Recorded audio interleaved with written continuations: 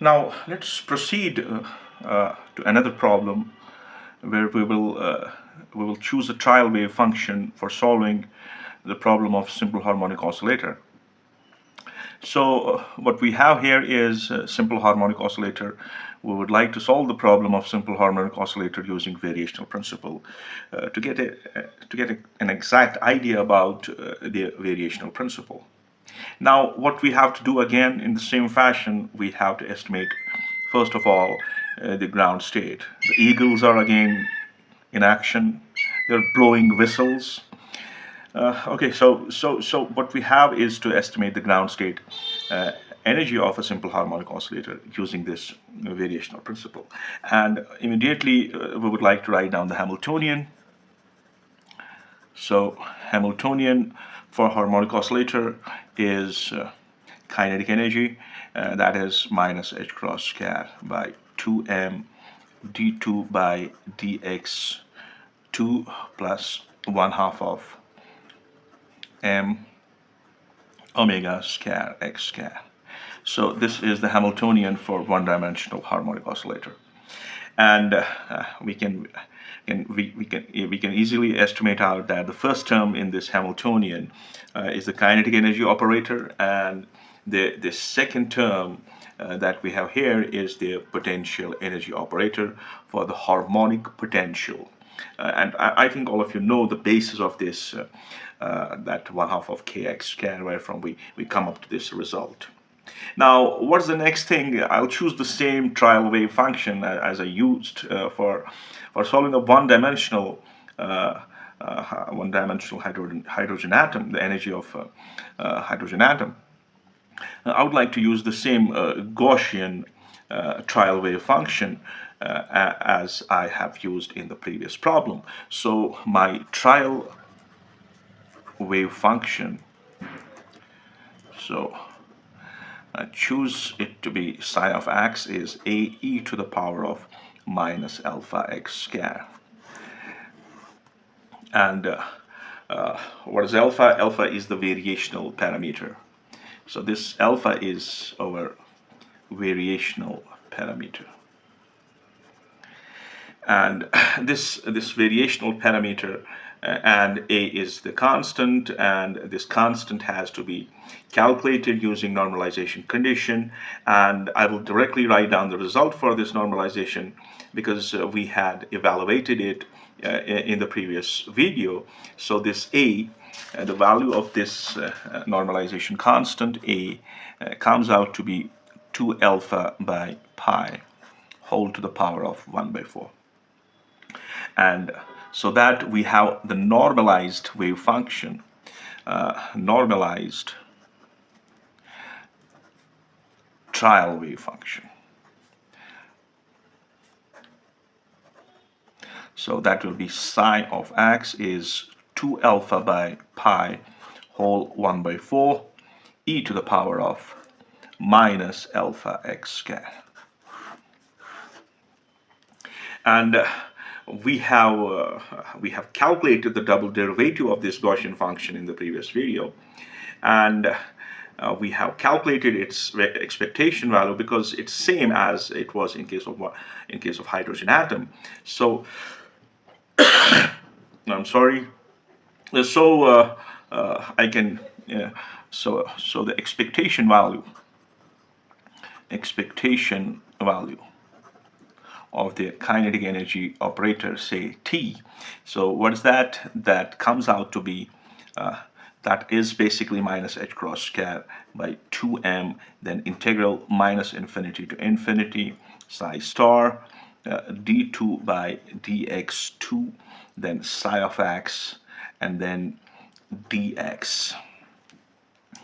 Okay, and on evaluating this, the expectation value of this kinetic energy operator comes out to be h bar square alpha by 2m.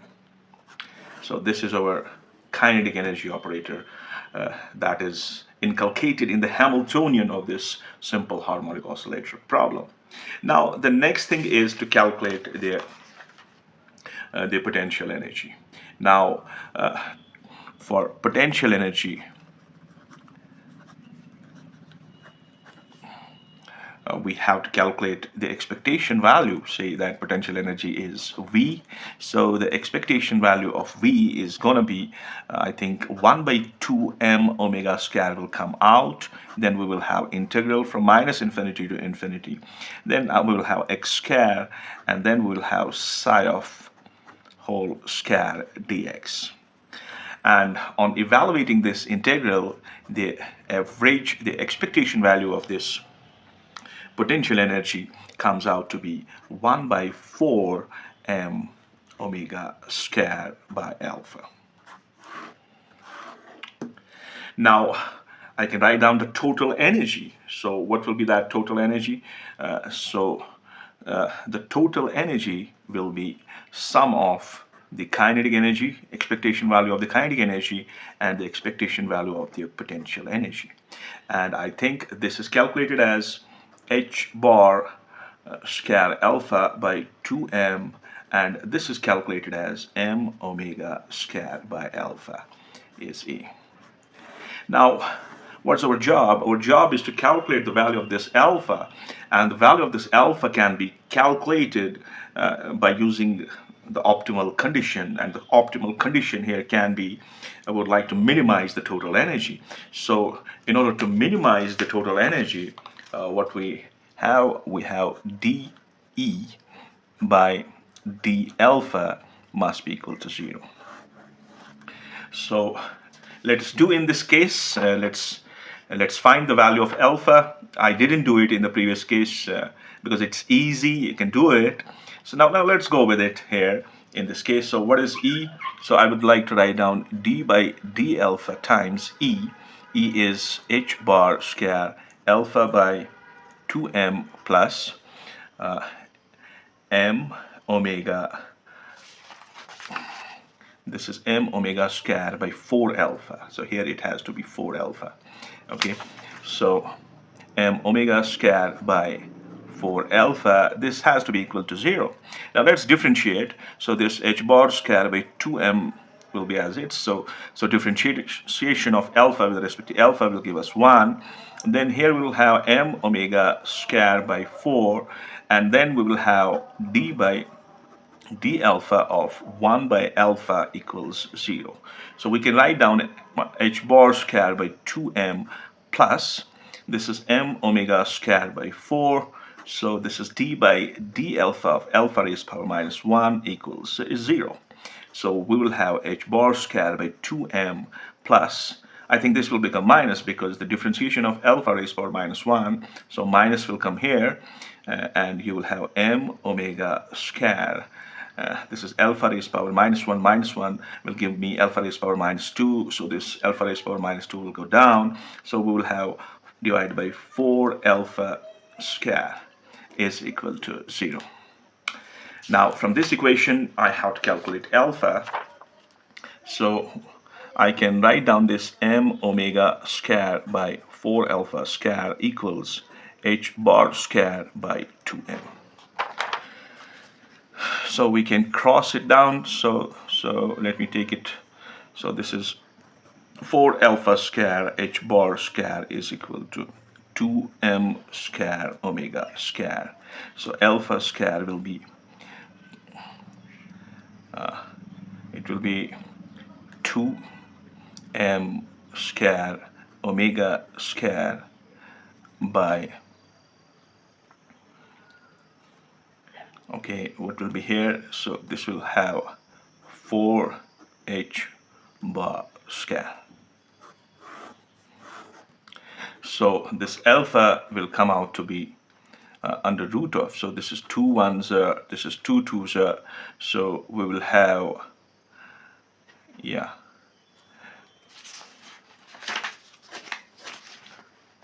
that's fine. Yes, so that is h bar square by 2m. Yeah.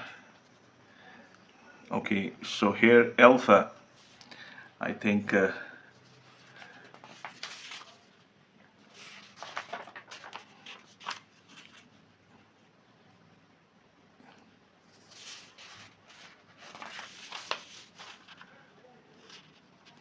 Yeah.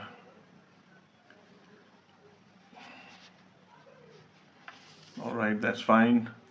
Okay, we have this. Okay, so this will give us h bar alpha square, and and no, it has to be alpha. That's fine. Uh, no, that's fine. So it's okay. It's fine. It's fine, and it's fine till now. It's fine. So what we will have here is square will go on the other side. So I'll get m, and then I'll get omega, and then I'll get under root 2 and h bar. All right, so this will be our alpha, and now we have to use the value of this alpha to calculate the total energy. So what is our total energy? So total energy is h bar square. So total energy is h bar square alpha by 2m plus m omega square by 4 alpha. Okay, so here we will use the value of alpha. Maybe I have committed some mistake, I don't know. If I have, then you'll rectify it. So let's proceed from here. So let's go with that approximate value of ground state energy. So for alpha, I have to use the value of m omega by under root 2 h bar, and in doing so you can make this addition between these two terms, and it nearly, so you have to approximate it, it nearly comes out to be h cross omega by 2.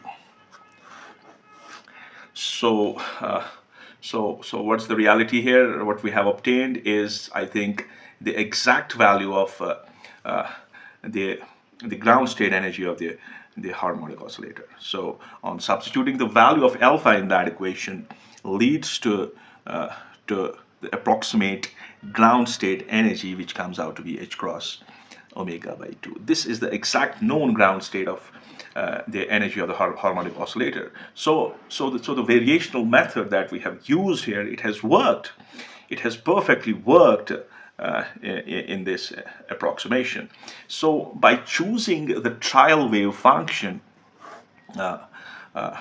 and minimizing the energy, we can certainly obtain good approximations to the ground state energy of a system.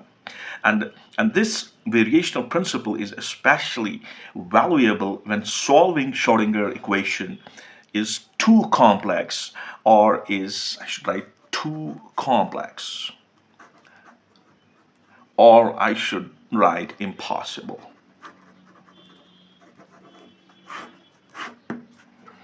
So with this, a very goodbye to all of you.